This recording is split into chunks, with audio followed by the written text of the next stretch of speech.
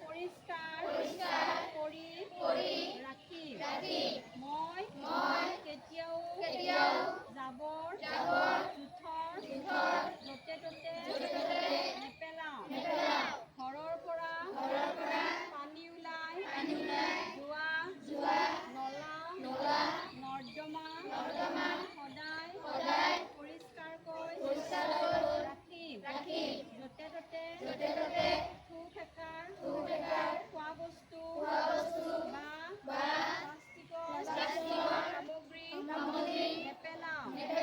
জাবৰ জোথৰ সদায় ডাষ্টবিনত পেলাম।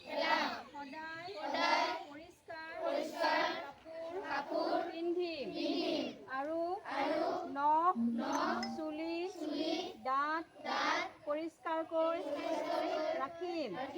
মই নিজেও পৰিষ্কাৰ হৈ থাকিম আৰু আনকো পৰিষ্কাৰ হৈ থাকিবলৈ অনুৰোধ জনাম। মই পৰিৱেশৰ সুৰক্ষাৰ প্ৰতি সদায় দায়বদ্ধ হৈ থাকিম। ৰ'বা দেই।